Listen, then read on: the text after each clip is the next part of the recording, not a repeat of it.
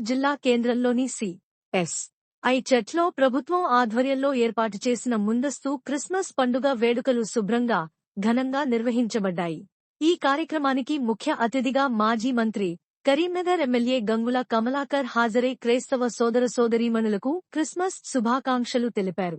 ఈ సందర్భంగా ఆయన మాట్లాడుతూ క్రిస్మస్ పండుగ శాంతి, ప్రేమ, సేవ భావనలను ప్రతిబింబిస్తుందని, అన్ని మతాల మధ్య సౌభ్రాతృత్వాన్ని పెంపొందించే పండుగగా నిలుస్తుందని అన్నారు.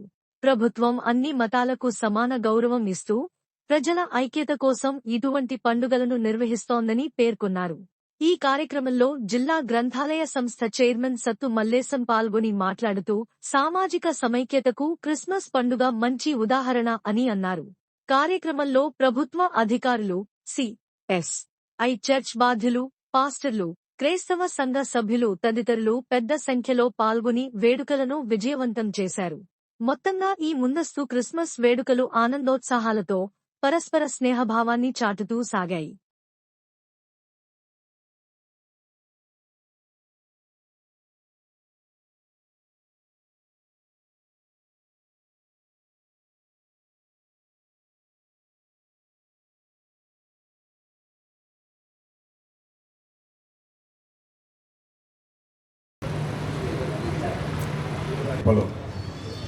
సర్వంతర్యామిగా ఉండి అంతర్యామిగా కొలిచిన వారిని తలచిన వారు అతి సమీపంలో వచ్చి సాలోక్యంలోనికి నడిపించి,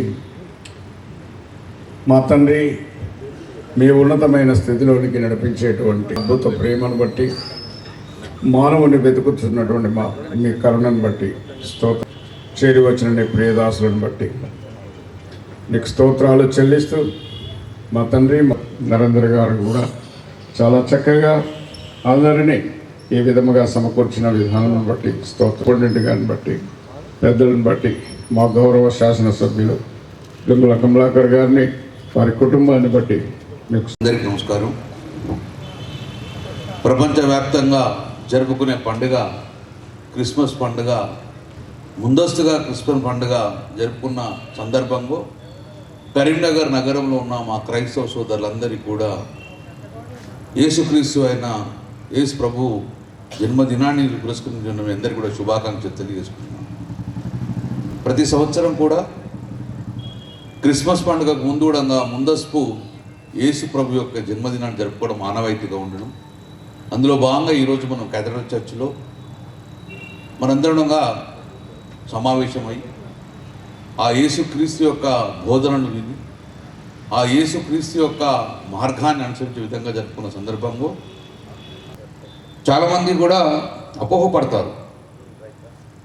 యేసు ప్రభు పుట్టింది డిసెంబర్ 25, ఇది క్రైస్తవులకు మాత్రమే పండుగ అనుకుంటారు. చాలా పొరపాటు. యేసు ప్రభు పుట్టింది కేవలం క్రైస్తవ మతాలకు కాదు, ఈ ప్రపంచ శాంతి కోసం పుట్టిన వ్యక్తి యేసు ప్రభు. ఒక మతానికి చెందిన వ్యక్తి కాదు యేసు ప్రభు. ఒక మతానికి పరిమితం చేయకూడదు యేసు ప్రభువును.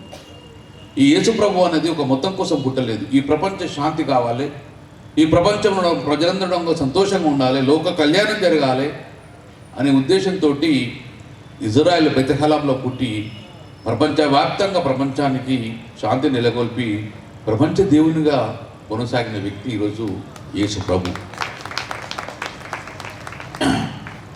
కొన్ని దేశాలలో కొన్ని పండుగలు జరుపుకుంటారు. కొన్ని దేశాలలో కొన్ని మతాల వాళ్ళు కొన్ని పండుగలు జరుపుకుంటారు. హిందువుల పండుగలు భారతదేశంలో జరుపుకుంటారు, కొన్ని పక్క దేశాల్లో జరుపుకుంటారు. ముస్లిం పండుగలు కొన్ని ఇస్లామిక్ దేశాల్లో జరుపుకుంటారు. కానీ ప్రపంచవ్యాప్తంగా జరుపుకునే పండుగ క్రిస్మస్ పండుగ. ప్రపంచవ్యాప్తంలో పండుగ జరుపుకొని దేశం లేదు, అది క్రిస్మస్ పండుగ. అంటే ప్రపంచవ్యాప్తంగా ఈ యొక్క శాంతిని ప్రచారం చేసిన వ్యక్తి ఈరోజు యేసు ప్రభు. అందుకే ఏ రోజు కూడా యేసు ప్రభుత్వం ఇక్కడ విమర్శలు జరగవు. ఎందుకంటే యేసు ప్రభు ఒక మతానికి, ఒక కులానికి చెందిన వ్యక్తి కాదు.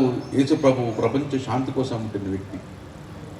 నేను నా పర్సనల్ కూడా బహుశా ఎవరికి లేని అదృష్టం నాకు కలిగింది అనుకుంటాం.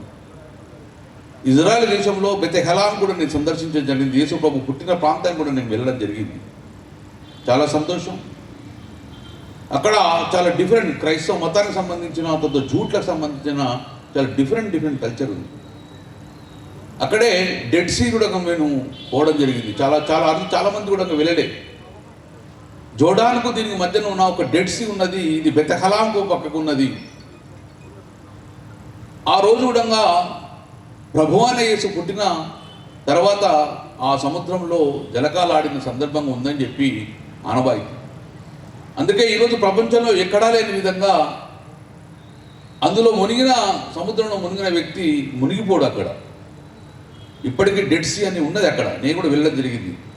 అందులో మనిషి స్నానాలు చేస్తుంటే తేలుతూ ఉంటాడు తప్ప కానీ మునిగిపోడు.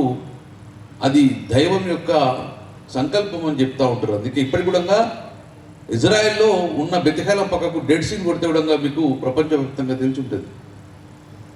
సో అందుకే ఈరోజు కరీంనగర్ నగరంలో కానీ భారతదేశంలో కానీ ఎంతోమంది కూడా నాట్ ఓన్లీ క్రిస్టియన్సే జరుపుకుంటలేరు.